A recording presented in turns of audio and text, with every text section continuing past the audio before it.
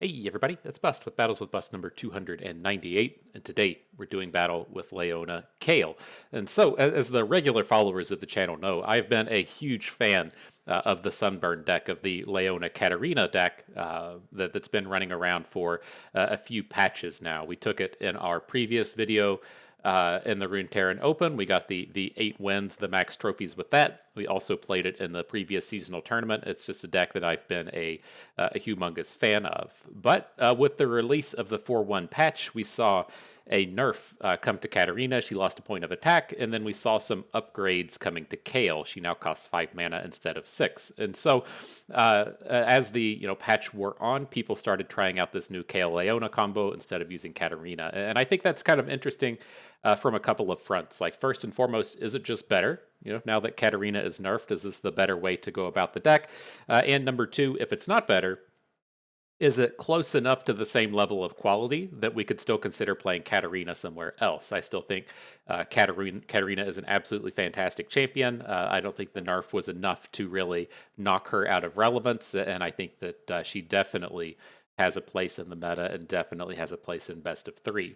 And so those are the things we're looking to, kind of come out and investigate today. And so at its core, the deck is very similar to what we saw in the previous version. And so I still carry a lot of my own personal Sunburn beliefs and thoughts into this deck. And so we're playing the 9 1-drops. This is pretty standard with the Rearguard, the Soldier, and the Pigeon.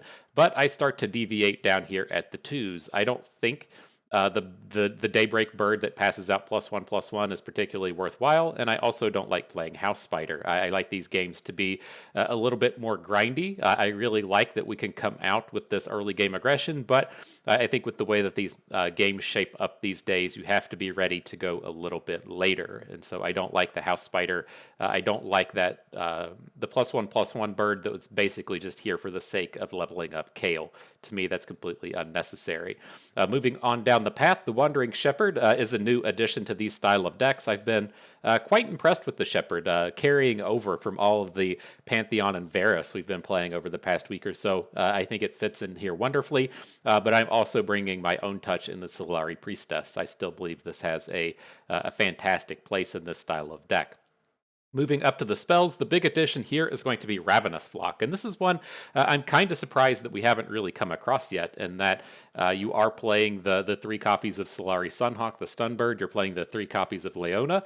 It's very easy to find a stun and then be able to take down that unit with the Ravenous Flock, and that does kind of bring up one of the more awkward plays that you run into with Leona, as to where you want to actually attack the strongest unit that she just stunned. And so you run into these weird spots to where you lose out on a bit of value, because you either have to attack the unit that you just stunned, or you have to leave the good unit up and attack something else. And Ravenous Flock comes in kind of nicely to smooth over a lot of those pain points. So you can now be like, LOL, I'm just going to stun your Tristana and Ravenous Flock her away. And so I feel like this has been a pretty interesting addition.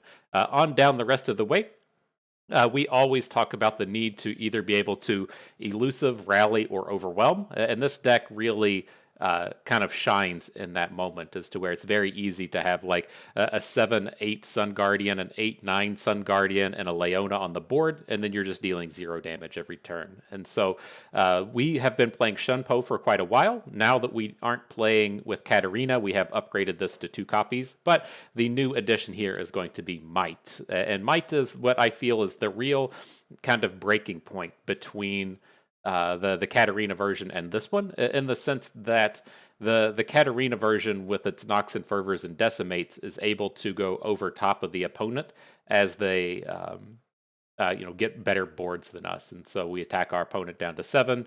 We hit them with a Nox and Fervor. We hit them with a Decimate. It doesn't matter about combat. We just come out and end the game. Adding in Might does give us a lot more of these kind of like high-powered plays. So if we're attacking with that 7 attack Sun Guardian, we can Might it up to 10 and then overwhelm for like 7 or 8 damage. But it does require us to be combat interactive. And so if we attack with that unit against Rise, and then he has a Rune Prison, or he has a Concussive Palm, or he has a Homecoming, or whatever, their ability to interact with you in the middle of combat is kind of a double-edged sword. And so we'll have to see how we feel about the Might as well. It does play in, nicely with Leona, nicely with Ravun. But I'm curious if we feel about it being better than the Decimate package or not. Last but not least, we should take some time to talk about Kayle. She is the new big and exciting addition to the deck. And what I've found is you don't really have to go super all in on trying to get her to level up. The kind of sequence you're going to run into with Kayle is you're going to play her and she's only going to have like 2 attack.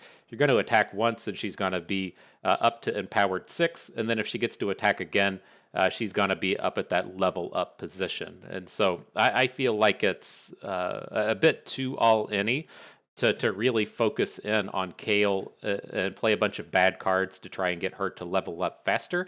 If you're playing her on like turn 8, she's going to have 6 attack anyways and be ready to go there, and then she'll be flipping on the next turn. And so I feel like that the Daybreak bird that gives +1/+1, playing things like Brothers Bond, like I don't think that those attack stats are really worthwhile at the end of the day.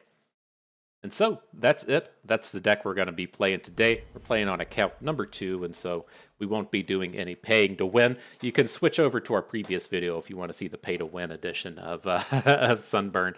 Everything in there is all premiumed out and skinned out. It feels kind of nice. I don't feel the need to do that on the secondary account though. We might have a premium in here. I'm not sure. You come across them on occasion through the daily quests anyways, but I'm not sure if we have it or not. But here, I'm just going to take a full mulligan and start looking for 1-drops. The matchups against Nora are quite bad. If you take a peek at the win rates on the LOR Master, I thought this was quite interesting. Looking over here to the right, you can see Nora, Nora, Nora, Nora. Couple of breaks, Nora, break, and Nora. This matchup is not good. And when we were playing in the Runeterra Open, we were just playing with the strategy of we're gonna ban Nora anytime she turns up. And so I'm curious to see how this goes. This is the kind of space to where I get worried about playing cards like Might, in the sense that if we're trying to go big with the Sun Guardian, we attack, opponent blocks with the small portaled unit. They can come in with like disintegrate plays to shut down this big Might, pretty much wipe us out of the game. To where if we were playing the burn package, the burn cards wouldn't be doing anything at this point of the game, right? It's not too exciting having a Might at this stage, but being able to say like, okay, well you have 6 units and we can't attack for damage, having that over-the-top burn is kind of interesting and strong. All right, well, the junk construct coming in, we're going to want to deal the damage to the shield bearer so our Sun Guardian doesn't die to things like Ravenous Flock. I assume he's probably just going to get popped by something, but we don't want him Ravenous Flocking down the Sun Guardian in combat. But he comes at us with a pokey stick. He has a different angle. That's okay. It's not the end of the world.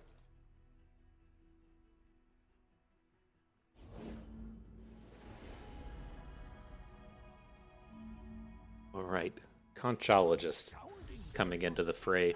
We still got a pretty good aggro start here. We have all of these big level ups. Our champions are about to come online. Now this is the space to where if we're playing Katarina, I would consider taking Written in the Stars, since it's going to give us that good shot at picking up the rally, which we assume is probably going to die on the first attack. But we don't have her here. I don't think it's that important to chase after the champions in this space, and we do have the answer to Swain by taking the Fallen Comet. So hopefully we'll get a good interaction with it.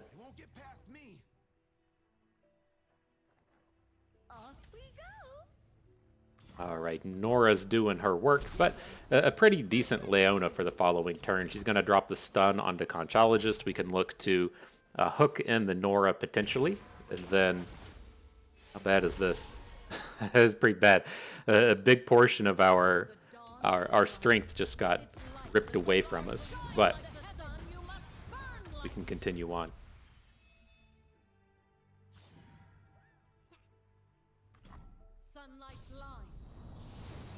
Oof, double portal. That's pretty nasty. How many does he even have left? 1. It's been 2 Nora strikes and 1 junk construct providing the portals for him.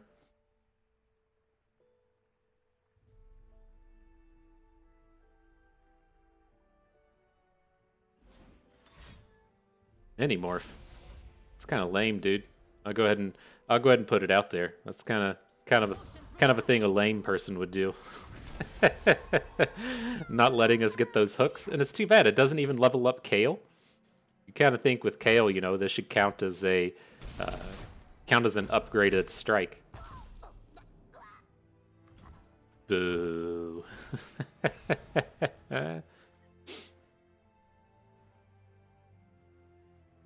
What do we got here? See if he drops a Swain. I would assume between this turn and next turn, we'll either see a Swain or a Leviathan come down. And so I'd like to get as much stuff on the board as we can. I suspect he's going to have a trick here. That's okay. We're going to have to clear this Researcher out at some point. We could actually look to say, what if we try to Pot of Pain it? It's probably just going to die. But I do kind of like going into this next turn. Having Kayle and Might mana. So the Pan of Pain did turn up, but we're going to go with the Rake. If we get a Scout and Kayle, that's a good opportunity just to end the game there. And we will have 7 mana next turn, so we can look to play Kayle, play Scout Rake on her, give her Overwhelm, and try to chunk in for that big, humongous OTK. Look at this nonsense. Look at that. What a dumb card in Nora. LOL, I'm generating a tasty Feyfolk. Ugh. RNGesus is not with us today. Hi, girl. Do your thing. Just gotta have something go right here. You gotta assume he has a good chance to have a stun, right? It's not going to be unrealistic to think he has a stun spider or some way to stop Kayle from attacking, but let's see. Oh, interesting. Hunt the weak. Hi, boys. Squeeze them and tease them. Get those cheeks clenched. Squeeze them in real good and see if we can't go all in and get a victory here.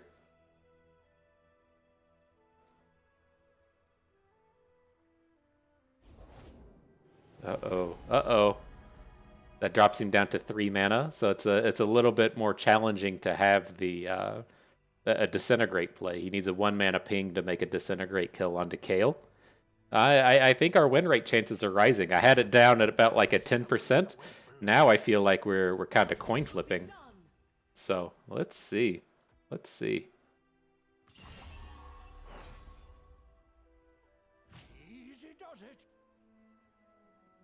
Get a little bit of info here, though. I thought we might get to potentially just wait until the next attack before we have to drop a Might.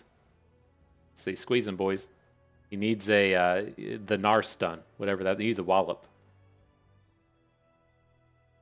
Uh-oh. Uh-oh. Thinking on this one awfully hard. Yeah. Thinking, where did it go wrong? How did I do so bad against old Bust? He's bringing that Thunder, winning the bad matchups. Feels good. Feels good. Whew, so much Nora running around. But we can handle it. We're okay.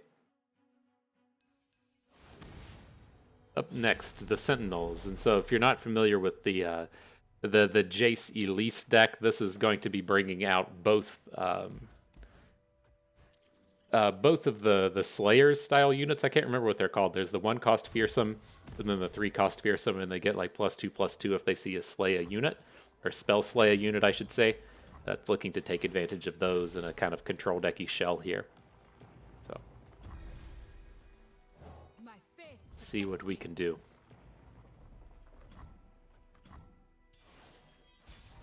Opponent's not exactly bringing the thunder here. It's tempting to just like not drop Sun Guardians in this space. Like, I think we want to switch over to the Double Legion Rearguard, because I would suspect he's like just banking up into a 6-mana spell. If it's going to be a Shock Blast, then that's going to be a little bit better for him. But if like we play Sun Guardian, he gets to play Vengeance. I just don't like how all that lines up. And now we're at least like a little bit protected with Pale Cascades. Maybe we should have Pale Cascaded the unit that got Mystic Shot. But I like going a little bit wider with this instead of just dropping the Sun Guardian, and then it does hopefully let us tie in to a decent Sunhawk a couple turns from now, or if he just plays Jace, right? This would be a pretty sick turn for us if he just plays Jace. I guess the Elise is okay, but I think Sun Guardian's enough to get in front of her.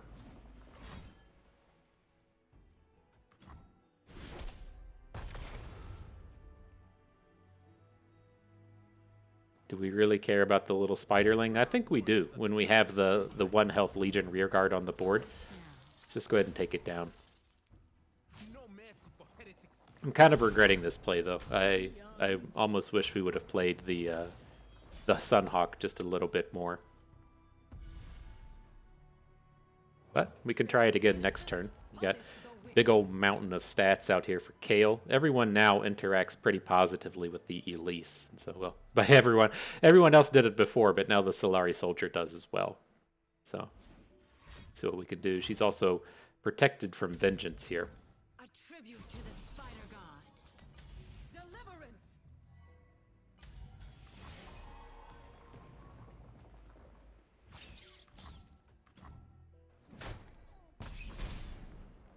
All right, take him down to 14. It's been kind of odd. There's a lot of angles I wasn't expecting this game, but it seems like we're in a reasonable space. There's our girl. What up, Leona? This is gonna be such a choice, Ravenous Flock. This, if anything, out of this deck, this is the card that really has me considering our life decisions. In that, it's so good. In the face of the action we get from our stuns. Of course, not gonna just drop it onto Vi here. We could consider it next turn with the Leona, but she's the unfortunate problem for us at the moment. What do we got here? I do like Meteor Shower. I could also see the argument for going big with the Traveler and hoping we hit a big spell. I think I'm just going to go into the Meteor Shower, though. It's going to let us interact a little bit better with the Vi. If we can take her down to 1, we can follow up with the Ravenous Flock next turn. We made it. Yay. But our stuff did it. So much for that one.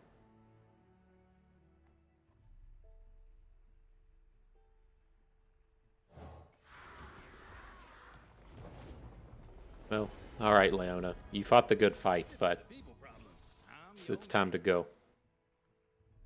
She's just going to fall next turn to an open attack, so I think we want to just go ahead and get the takedown while we can. Jeez, more Ravenous Flocks. My spirit shines. Feel the sun's glory. I'll do better this time. That looks pretty okay. Kayle's really starting to come into her own. Don't you look a sight. Watch your toes.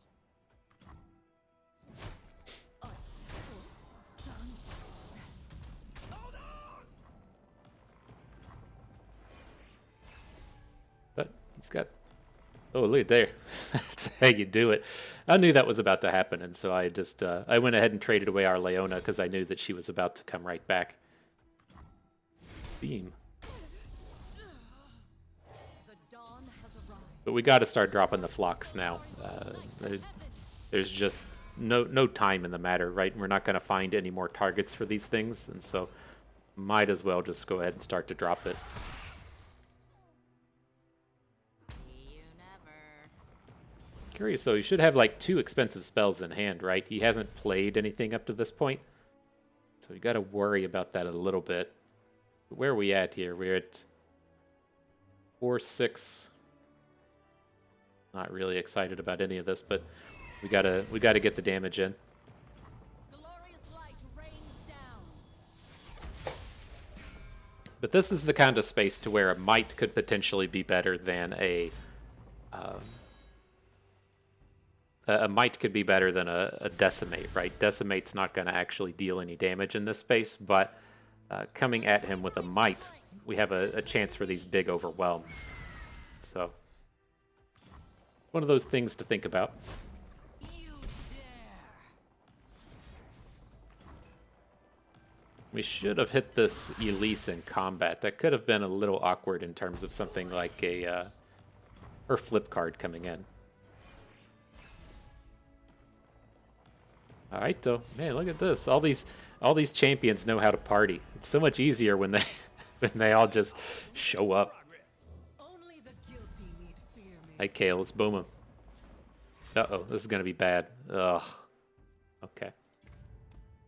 That's the card I was like worried about so much as we were playing the Open. I couldn't tell if these people were going to be playing Ruinations on us, and without the Open deck lists, it was kind of tough to make that distinction. Here, I think it's a little bit easier to assume that they might have it, especially after they've played three copies of Reggie, but I don't think we ever win the games. They're just passing. And that was a natural Ruination out of his deck as well. And so he got us real good with it. But we're not winning that game without adding the Kayle. We really need to win it on the next attack. Okay, though. Up against Deep, the old sea monsters. Ready to scare us, bring us some fright.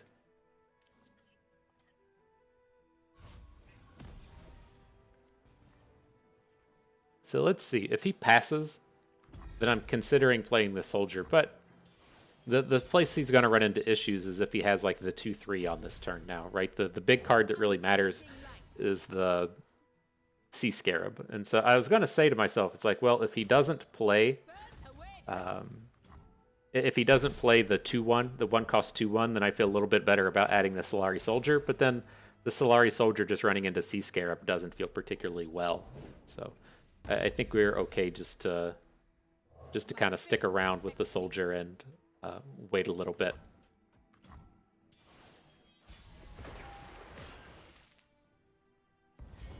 Bone Skewer. I don't feel like you see that one too often in these style of decks. We will not suffer unbelievers. They will not escape punishment. Let's see what comes up. Kind of an awkward space here. It's like when you're eyeballing this turn 4 Shunpo with all of these shitty units on the board. It's kind of a strange space to be in. But it may be what it comes down to. It just feels really bad overbanking 2. Like if we have to Ravenous Flock something, it's kind of whatever, but we have the Sunhawk and the Ravenous Flock in hand, and so we'd prefer to use those in the most effective way we can. Scorching light.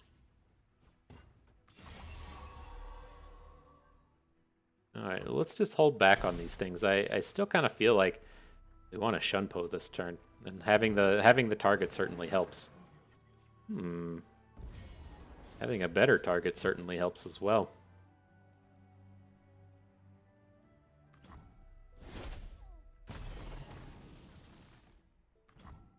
Burn away down. Yeah, we'll bring the squad. Okay.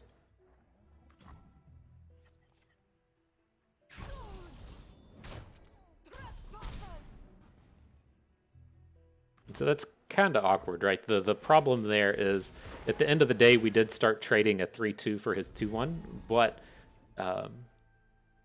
we could have, attacked with everybody, and then potentially had a little bit of a better round, right? We could have gotten in more damage, but you have to kind of count on there to be a target for Shunpo, and so if it's a space to where he to where he like we attack, he blocks, he plays the removal spell, and then just banks 3 mana.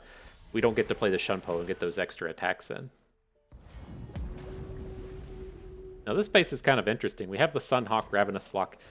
We also have the Kayle to give us a additional angle of attack in terms of if he wants to Vengeance, we have the Divine Judgment.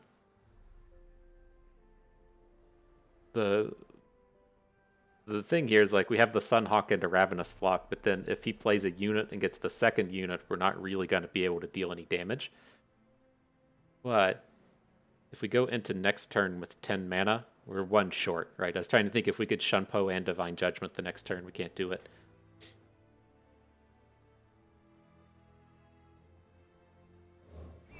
Alright, well, let's just assume we're going to be here a while and try and take the Maokai off of the board. Like, if we go for this and then he just vengeances Kayle, I think this just leaves us in a much better spot. Are we in that world where he just doesn't even have a unit? That's pretty cool, right? He found one. Found a pretty good one as well. So that's a 6-attack Kayle, right? Yeah.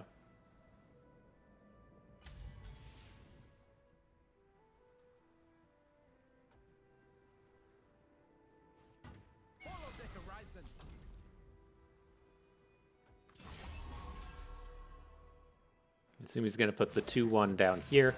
He's going to block our bigger unit so we can still come in for the 2 damage. But do we ever want to kill the Sea Scarab instead of Maokai? Like, I ultimately don't worry about Maokai too much. If he flips, we can still win the game. I think we want to switch and just Ravenous Flock away the Sea Scarab. Just the problem with Maokai is the access to that sapling.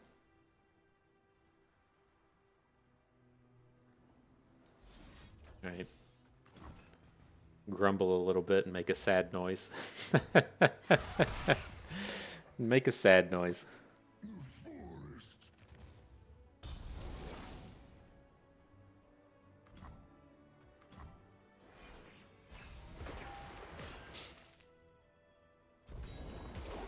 All right. Here come the monsters.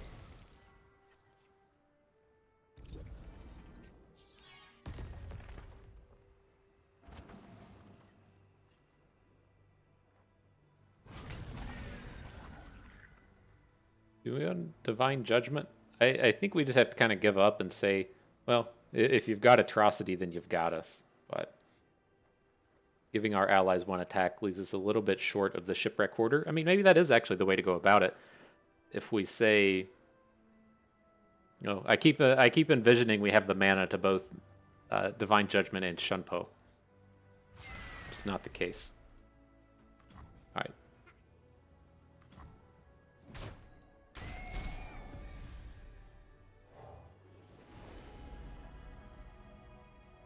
Is the width even enough here? I think we just kind of have to hope that it is. I don't think the removal spells are going to be good enough in this space. Oh shit, that's something. That's something. That's certainly coming at us. Well. I think we have to go for it this round. He's going to gain a bunch, but he only has 1 card in hand at this point, and if we get this big Kayle going, we have a real shot at taking down the victory. Just the downside, she's not going to have the attack power to flip. What once was 2 now is 1.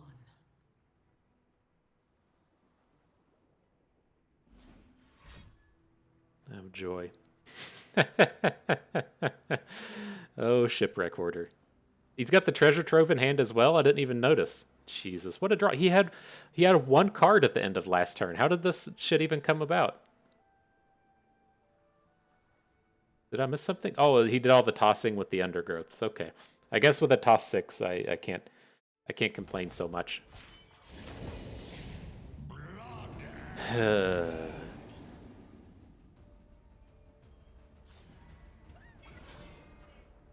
That's a rough one. It is time. Right. It is time. You are correct. It's a little bit too slow out the gates there. Like, we were 1 mana short of really popping off. I think that's what the problem was. We needed to get the Kayle flipped, and we just didn't have the access to it. Maybe we should have played a little bit harder towards that. Because her having Overwhelm was going to be the key. On to the next one, though. What do we got here? Kayle Aurelian Soul coming out of Freylord. So I assume this is going to be some kind of ramp deck. It just weirds me out if you're playing ramp decks with Kayle. Like, how are you ever going to take advantage of Kayle in a ramp deck? Maybe it's got dragons, but then why are you playing Freylord? I don't know. I guess we'll soon find out what we're in for. Maybe it's a little bit of Targon's Peak. It's a man after my heart. he says, I know what'll make bust today. Just bring a little bit of Targon's Peak at him. So if you weren't familiar with this interaction, the attack with the Crimson Pigeon does come in and count towards level ups onto Kayle. So nice little bonus there.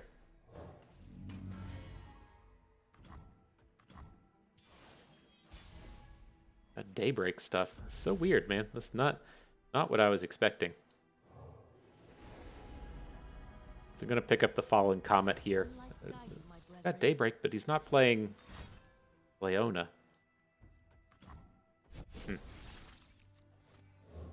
I gotta come back and make sure the Sun Guardian wasn't generated. That's been so weird.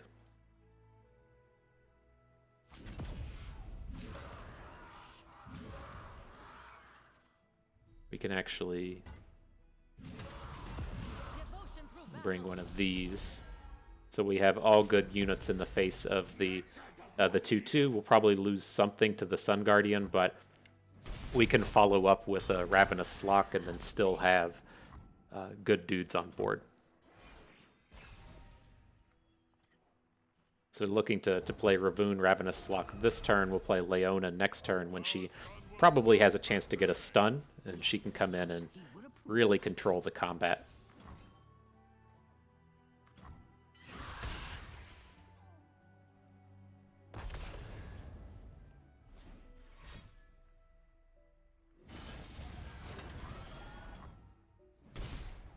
All right. See what you can do, Leona.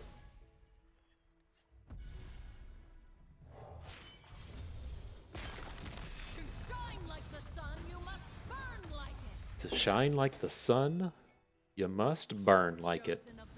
I hear you. I dig it. You speak nothing but the truth.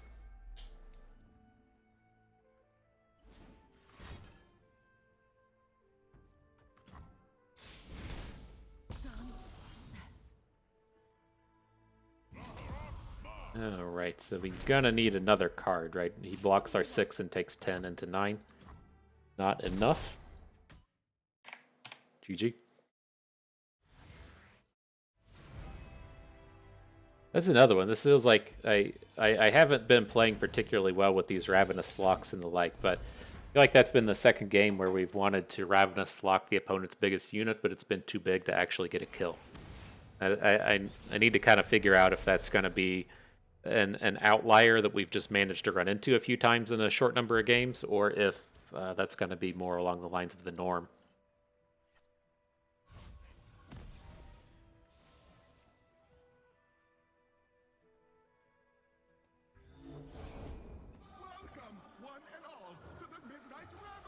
Right, we'll get these combats started. I see the 2 stun units come in after we just mulliganed away the Ravenous Flock. It would have been kind of nice to have one of those around, but this is the kind of thing you run into against playing with the equipment decks, right? If you have a handful of all equipment, you have to mulligan because that hand doesn't do anything. If you have a handful of all units, you can at least do something, right? And so I didn't want to be stuck in this space to where we had a rear guard that was going to suck, 2 Ravenous Flocks we may not be able to cast, and then still have the good Sun Guardian coming up shortly afterwards. Happy enough to clear the Spiderling off the board, though. It's not, ideal losing our units. We prefer them to stick around the whole game. But as we're up against a deck that's going to have opulent foyers and the like in it, it's nice to keep those units off of the board so we don't have to worry as much about their guaranteed unitness, if you will.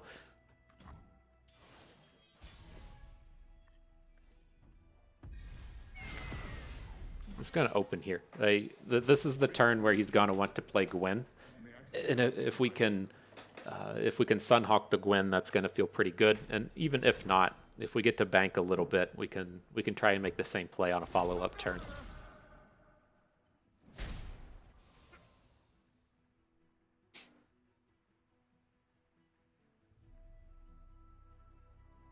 Are we going to get him? Are we going to get the big play? Uh-oh. Uh-oh. This is one of the things I found kind of interesting, is the usage of Shunpo in the Daybreaks, as to where you can come in and make these open attacks, and then you can play a Daybreak unit after the combat, and then you can play a Shunpo afterwards.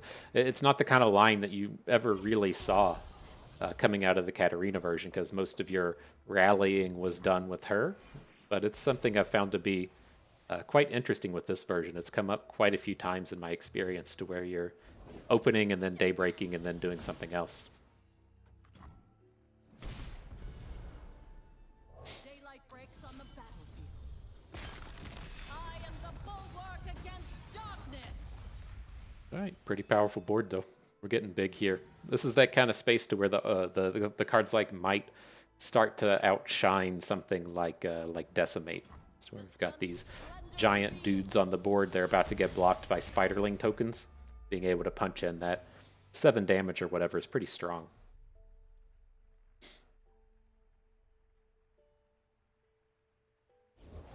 Spin it round, throw it down.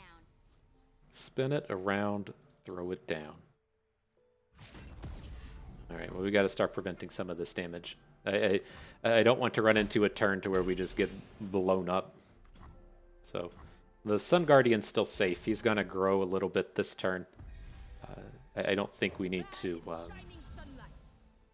worry about it too much. It's pretty tough for an opponent to have a 4-attack unit, so I think it'll be safe. Now we do have a reasonable Shunpo for the round. Might be able to end the game this turn.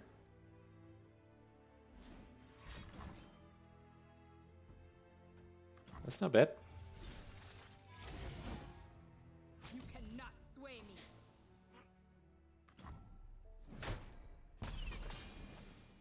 Scorching light. All right, well, here comes the squad. He's going to be guaranteed to have a unit on the board for this Shunpo to hit. He's going to have this nice ribbon dancer in the back line. All that matters with Shunpo is that you have a target. And so we can hit the Dum-Dum here with Shunpo. If he plays a Recall or Retreat, whatever dumb cards this deck plays, the Shunpo still goes through for the rally. You just have to have the target.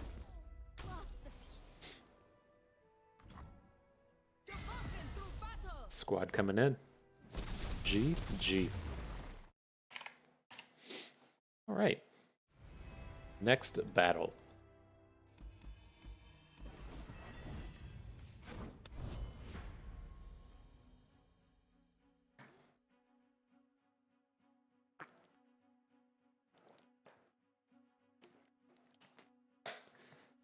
So did you all manage to play the Runeterra Open? Jump into the big tournament and collect all the trophies? It was fun. I love it. I love the format. I love the setup of the Open tournament. It's I didn't realize how it was set up initially. I thought that the event was like a seasonals, as to where you show up and then you play one round and then you wait like 40 minutes and then you play another round and then you wait like 40 minutes and you play another round. And you really just had to kind of like devote your whole day to it. Like I loved that you could just jump in and then just chain off like 6 or 7 matches and really get into the flow and really get into the grind.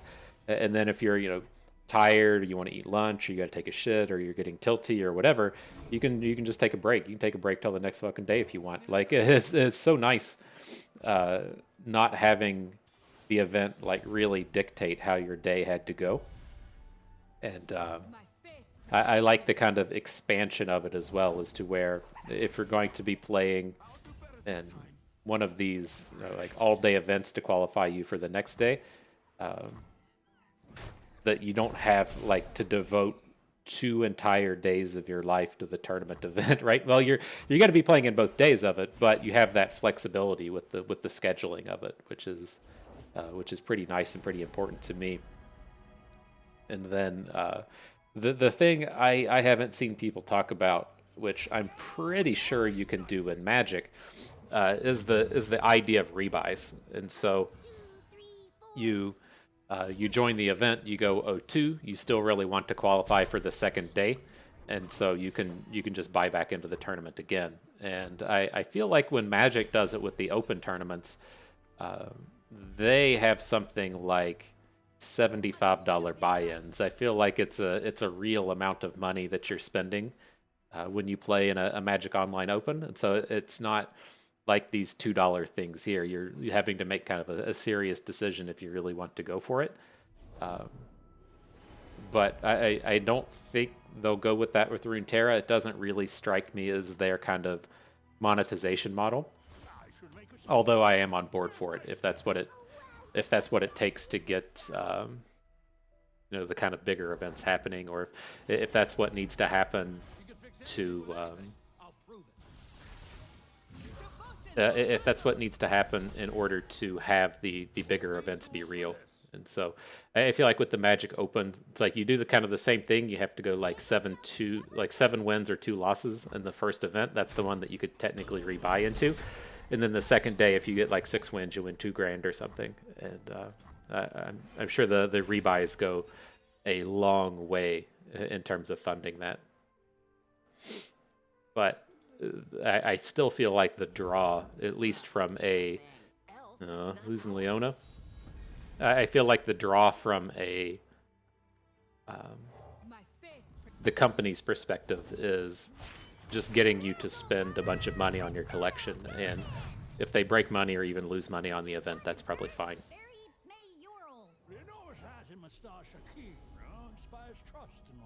Alright, so what do we do in here? I was really counting on that Leona to come in, shut down the board, and then get 2 stuns next turn. It's not going to be the case now.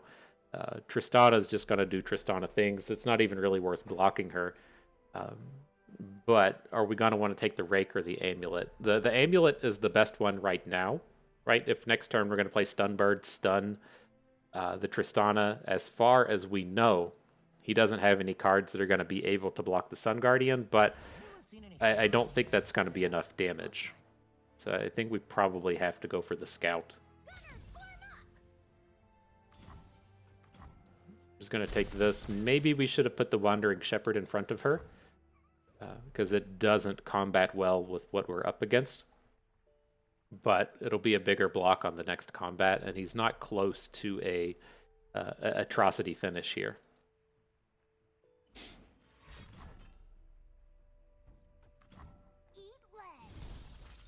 But this is not good. This is what was my worry in the open tournament was coming up against lineups that had Nora, some flavor of Nora, and also this deck. Like, we can manage to beat this deck. It's just pretty tough. And I thought that was where the problems were going to arise. People say, like, okay, well, for my Bandle City Shadow Isles deck, I'll play Tristana. But then for my Nora deck, I'll just pair her off with Swain or Twisted Fate being the new and exciting hotness. But we got lucky we didn't run into the Tristana deck. It's just another matchup that's not very good. As we run into this space, he just has a bunch of dudes on board. We're never dealing combat damage. You gotta have a little bit of help.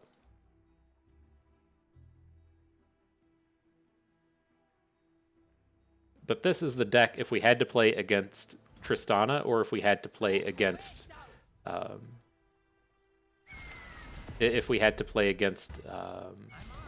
Nora, I would play against Tristana every time.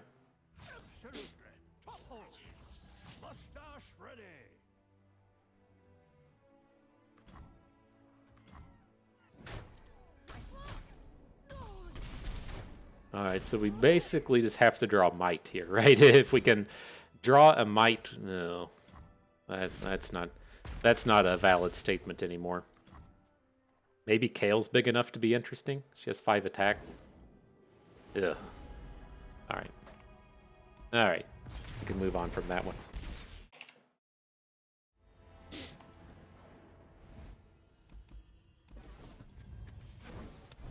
Yeah, I thought we had a pretty good read on the event. That lineup didn't turn up.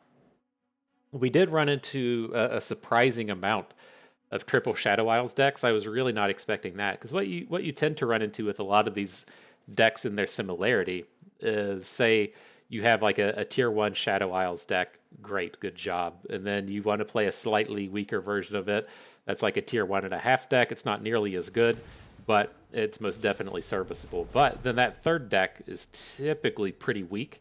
Like, it has a lot of the aspects that can be good. It's like, oh, cool, I'm playing with Quietus and I'm playing with Vile Feast, and these things are pretty good at shutting down the early game. But there's a reason why that third deck isn't up in the top tier. And that's why you do see a lot of just like good decks lineups, as to where you're playing 3 good decks as opposed to a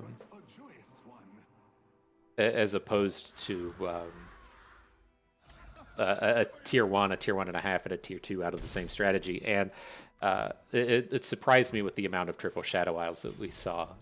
Heimerdinger Jace was the kind of wild card that turned up more than expected, and so people were playing like a Shadow Isles Nora along with Trundlemere along with Heimerdinger Jace, and that's not particularly strong for what we were running up against. But that's like the better version of what we could have had happen. I was ultimately pretty worried that we were going to run into, say, Tristana and then the Nora and then another control-y style deck, most likely something like Annie Katarina, and that would just annihilate everything that we were trying to bring to the table. But we maybe ran into something similar to that once, but all in all, the amount of Tristana that turned up, we didn't see any, and so maybe that was just a bit of the variance coming into play, but it was a surprise. All right, well, this isn't super awesome. We got to trade the Pale Cascade for no value into the Zed. We could have looked to, say, play Solari Priestess just as a blocker, and then look to, say, Shunpo Zed away. That doesn't sound very good. Not really sure why he's not attacking with Boisterous Host here. That seems pretty bad to me. Right? How is this turn either going to go? We're either blocking Zed, and then the Boisterous Host gets through, or we've put a value block out in front of the Boisterous Host, the Zed comes in for full damage and then gets to flip. Like, it doesn't strike me as being particularly good to leave him at home.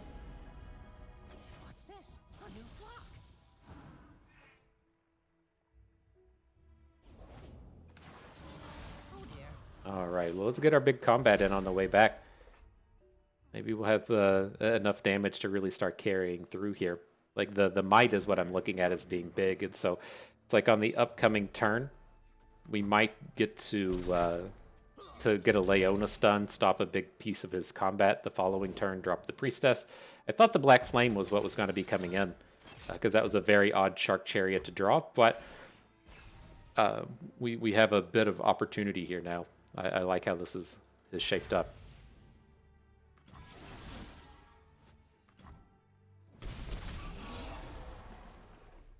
We ever want to just Shunpo this turn?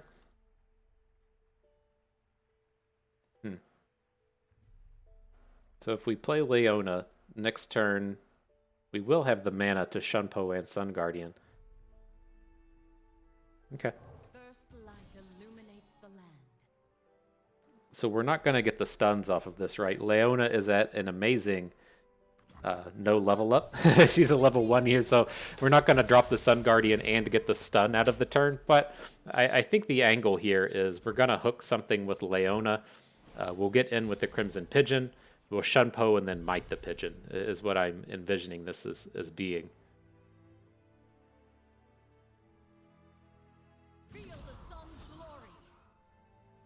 Now, the new question is, the card I'm ultimately worried about is Dragon Surge, whatever that thing is called. And can we get a kill here with Might? And I think that's where we want to be. We'll Might the Leona. Now we're coming in for lethal. And he's going to have to like do stuff to not die. It's just if we play like a Crimson Pigeon and then he Dragon Surges, he's going to... not only get all of that lifesteal, he's going to get to come at us for a bunch of damage as well. And that just strikes me as a losing proposition. And so, at least ideally with this way, if he has some way to stop this Leona combat, he's probably not killing us with Dragon Surge there, and we have a bit of opportunity to continue on the game. All right, though, but interesting stuff. Final battle, game number 8, coming upon us. Let's see what happens. Something exciting, I'm sure. I'm hype. I hope you're hype. Up against old Potato Shrapnel, bringing in the Nora. What do we got here? Again, these are kind of tough spots in the sense that we need to get this early aggression happening, but our hand is pretty good. And it's like, how much can we do with these Sun Guardians? Like, even if we have, 10-10 Sun Guardians, they're probably not dealing any damage.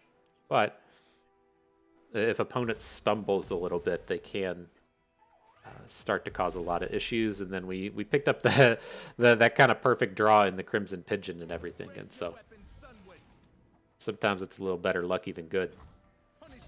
Let's send it in. I switched to the Solari Soldier. I don't really want to play our turn 1 unit and then just have it get hit with Quietus. So if he has the Quietus on turn 2, fine. But we got to actually get in a little bit of damage. The most aggressive play that we could look to do and look to make. It's a little bit worse now, but like having a Crimson Pigeon be a 3-3 this turn means he's still just taking his 2-2 in front of our 3-2.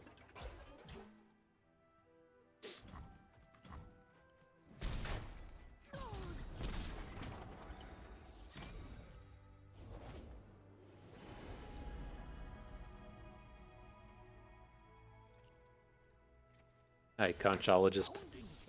What are you bringing to the party? Crawling sensation, that's pretty annoying. It's the double tick up for Nora, gets the infinite blockers for our Sun Guardians. It's not awesome.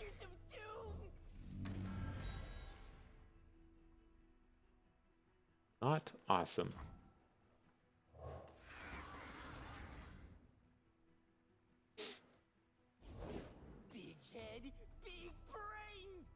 Big head, big brain, catalyzers everywhere. What do we got? I wanted to get the Shepherd down, but I guess we'll just take our +1/+1s. make a sad noise as it comes about. Gonna go with the removal out of this one. He's going to have some pretty premium targets on these upcoming turns.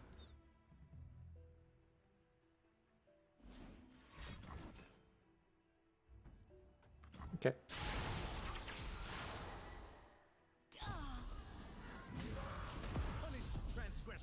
So we'll come in like this. I'm fine to have the Sun Guardian be at 5 health. Like 5 health is the kind of magical space on this board, right? To where it can get into combat with a Twisted Catalyzer and then not die to a Pokey Stick or a Group Shot or a Poison Dart. Go hard, whatever. It's just the kind of safest angle that we have. They're not really in the danger zone anymore, but it was worth worrying about.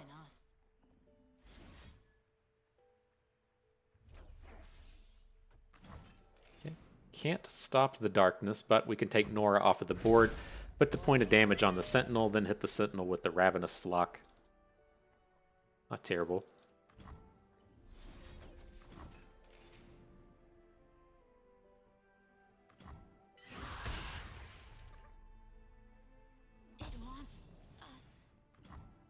No attack. Okay.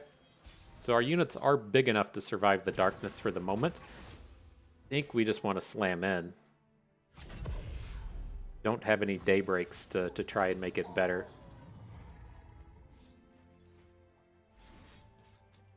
Now, I guess it's not super interesting. I was going to say, like, this is interesting that we can maybe get out of the darkness range here. If we're a little bit safer putting the health onto Sun Guardian down here, but oh, that's nasty, dude. That's nasty. This one's about to go bad quick.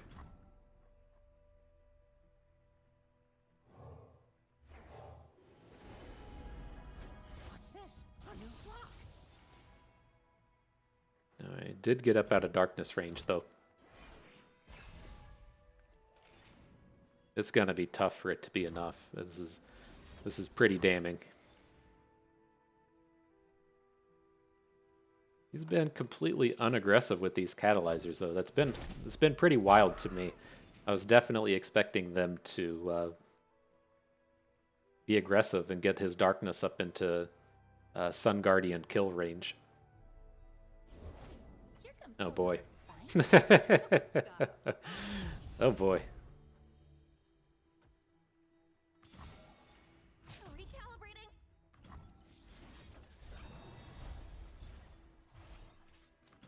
We'll at least get the big unit off the board, squeeze in for a little bit of damage. We'll get the equipment back in hand.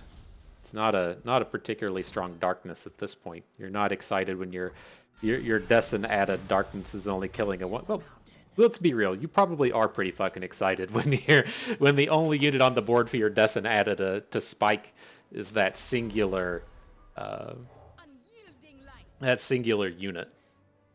That's probably pretty good. So we did manage to pick up a Kayle. She's going to be ready to flip, but we don't have a Overwhelm to make this scary. So, yeah. I know, girl. So it was a sad day. Scorching light. Easy does it. Get him for that point. Oh dear. We'll just keep drawing hot, you know. But as we've been talking about Leona and Kayle, this is the space to where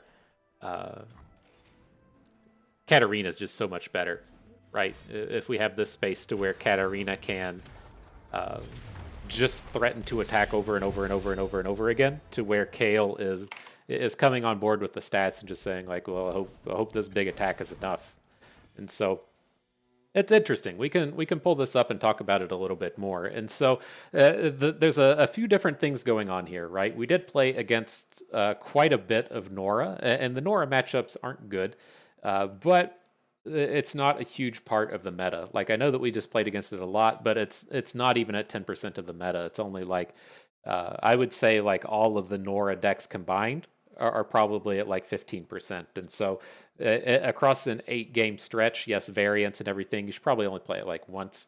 And we kind of ran into a lot of that stuff there. And so we didn't really hit a lot of the good matchups with this, but that does extend out into this kind of thought and discussion of, would we rather be playing this Might package, or would we rather be playing Decimate, Nox, and Fervor? And I'm just more and more firmly into this camp of, I prefer the Burn package. It's like so many games playing against what is popular in the meta right now. Come down to your opponent's board getting better than yours. And as you run into games like that last one, we weren't entirely in the space to where Decimate would have gotten a kill, and opponent would have been a lot higher in health if we didn't have a Might in hand to kind of help facilitate that. But it's the space to where I think of how these games are going to sequence, and I don't want Might involved in how these games are going to sequence. It's just so much in terms of Vengeance and Conchologist generating wallops and actual wallops, and there are just so many ways for things to go wrong with the inclusion of Might. You can even then start to look towards matchups that should be good for us, say things like Rise. And now that Rise sees us playing Might, and our big win condition is tied into Might against the deck playing Homecoming and playing Equipment Removal Surge and playing Rune Prisons, like I really just don't like the idea of Might being tied in to the success of our strategy. And so to me, that's the kind of like big bonus to getting to play the Burn package instead of playing Might. Now, the next thing is kind of in that same vein. It's like, what does Kayle add to this deck that we don't get already? It's like we already have big units. We have Leona, we have Ravoon, we have whatever gets generated off of the Solari Priestess, right? We don't take the Priestess units very often. We typically only take Golden Sisters, but you can look to pick up the Warrior off of it, and like we just never do. We never actually have problems having enough big stuff to do. And so if that's the case, like, why do we want Kayle? And that doesn't really all add up to me. And so if we aren't playing Kayle as a big unit, then we're playing Kayle for that +1 effect that is occasionally a big unit otherwise. In that space, I'd probably rather just play not Ravenous Flock, play Reveler's Feast. And so it doesn't really strike me there. And so where I do still feel kind of interested in this deck is in the sense of Katarina, and that if we want to play Katarina somewhere else, and so the new hotness with Katarina comes about, we want to play Annie Katarina, then great. We want to play Katarina Opulent Foyer, fine. Like having the option to play Katarina somewhere else and then potentially still play Kayle here, that does sound a little bit more interesting to me. And so I don't think it's a bad deck. I I don't like it as much as what the Katarina version offers. I think that the burn package just plays so much better into this current format that's where I prefer to go. And if we're looking towards those bigger OTKs with overwhelms, you have to be playing Spell Shields or you have to be playing Rite of Negation. And so if you're wanting to be doing that kind of thing, I think you need to start looking towards like Action Varus or some kind of Pantheon deck. I just don't think playing these like naked mites on big units is a recipe for success in this meta. But to call out some of the highlights with this, though, I can definitely consider tweaking some of the numbers in the Katarina version. I could definitely see, say, like cutting out one Decimate and then maybe one of like a Solari Priestess or something, and then looking to include Ravenous Flocks. And I did also like the Wandering Shepherds. I've been a big fan of Wandering Shepherd all throughout the 4-1 patch. There could definitely be something there. It's just a matter of kind of tweaking these numbers a little bit to make everything work out. And so I can't believe I've gone this far without realizing that we are playing Solari Sunhawk and Leona, the big stun engines, and then just not playing Ravenous Flock. It's probably because of my my utter disdain for decks like Yasuo Katarina, and that's where we would have really picked up on the theme of having the stun-based Ravenous Flocks. But I'm really surprised we made it this far without picking up on that. And so, at the end of the day, will you be able to climb the ladder with this? Absolutely. Is this deck good enough to get you to Masters? It sure is. Is it a viable option for best of 3? You got it there too. I think there's a lot of good things happening with this. I just don't like it as much as the Katarina version. And so, there you have it. I had fun with that. I hope you did too, because that is going to do it for us today. And so I hope everyone enjoyed the video. I hope you maybe learned a thing or two along the way and had a good time watching. This is Bust and we thank you for being here.